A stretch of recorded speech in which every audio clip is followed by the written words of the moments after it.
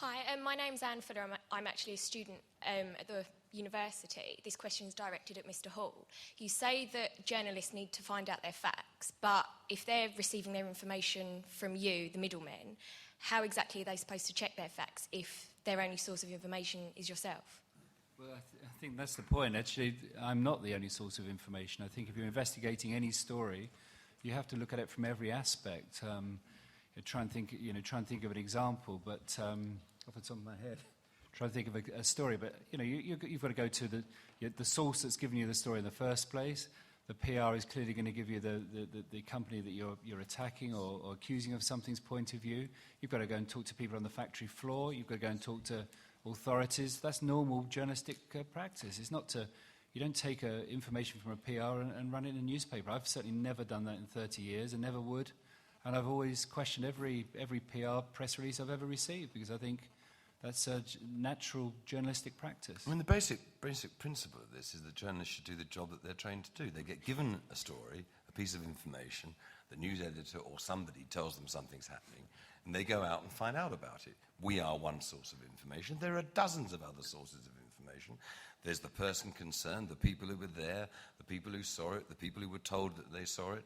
There's the whole process. There's the police sometimes when it's something that involves the police. There are various, if it's a company, there are the people at the company.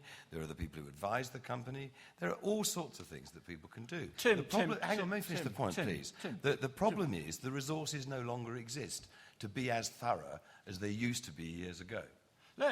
Tim, let's get real. Look, about 2 years ago, I realised that newspapers weren't being sold properly.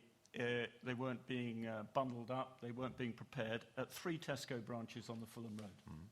So I went from branch to branch, testing this, first of all, taking a photographer with me to show that the papers weren't out by 8 o'clock in the morning. And the point I was making was that we're not being well served by supermarkets doing this. When I tried to speak to the staff, they said to me, we are not allowed to speak to the press. When I tried to speak to the managers, not allowed to speak at all. The only person who I could speak to was a senior PR at Tesco, who, by the way, I have to say, straight away, dealt with me extremely well.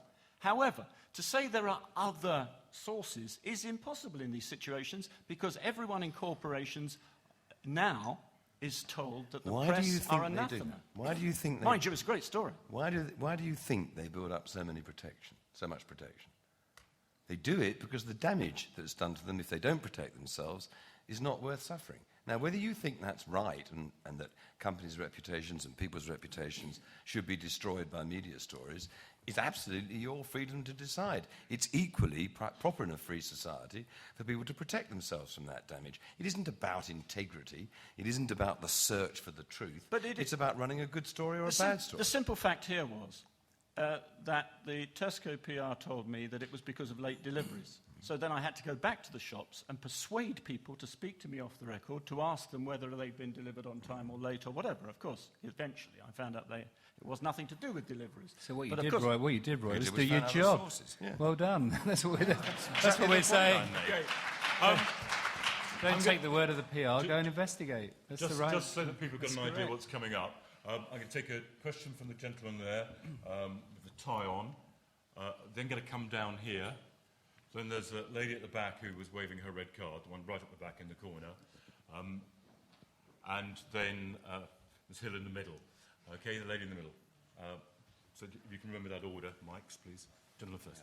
I just wanted to get back a bit to the effect this might have on politics. My name is Graham Smith. I'm from an organisation called Republic. It's to do with how PR might sort of change the balance between one side of a political debate and another, where, my organisation, we campaign against the monarchy, which is a fairly well-resourced organisation with very strong PR backing, if you like. Well, you are the monarchy. And there's... Sorry? You're saying that you're well-resourced or the monarchy is well-resourced? The monarchy is, yeah. All right. And another example is that even the debate campaign on Sunday or whenever it was, when the torch was going around London, the BBC would still desperately, right up to the last minute, trying to put across the official line, which is, this is about the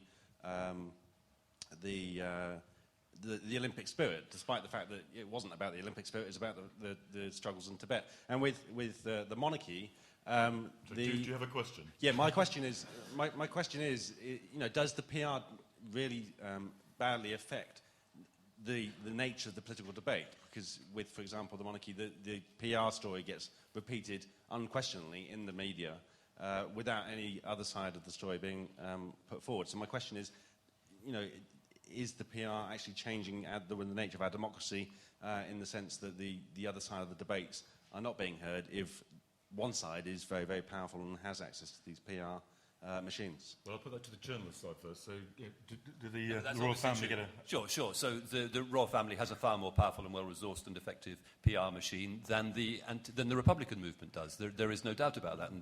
And you can repeat that pattern. This is what I'm saying about the rich and powerful controlling PR and therefore having undue influence on the way that the press reports things.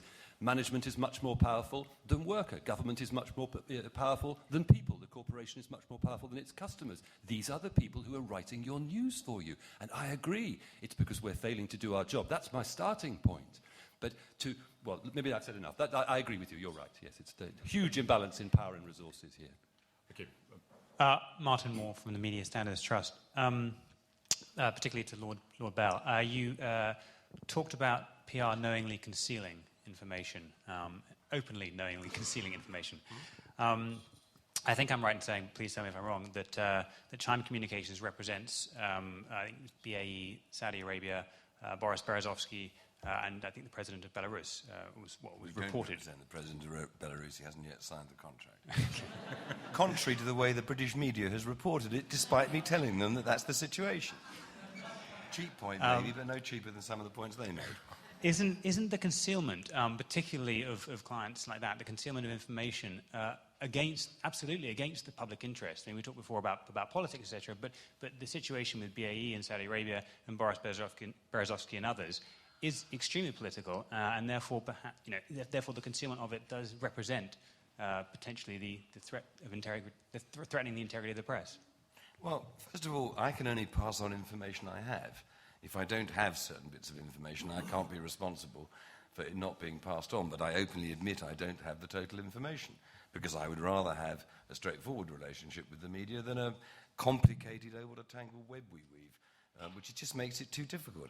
I'm interested in the truth. I know the truth works better than untruths, just as the journalists do. We all understand that. We're human beings. We may be public relations people or journalists, but we're actually human beings first, and most people know that the truth is by far more interesting and better, and the better thing to do than a lie.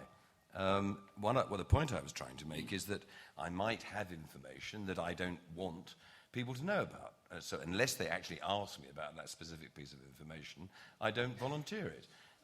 Because that piece of information, if it was something like the fact that the food's poisoned, I wouldn't conceal that kind of information. There's no point in doing that. You simply get involved in something that you wouldn't want to be part of. The issue about the clients that you refer to, Saudi Arabia is a client. I work for the embassy. I'd have nothing to do with the issues about human rights and all these other things that people are constantly talking about. I deal with very simple issues to do with the presentations that they make. Public relations is not all about talking to journalists. A vast amount of it's got nothing to do with journalists at all, which I'm sure they find very irritating, but it has actually nothing to do with them.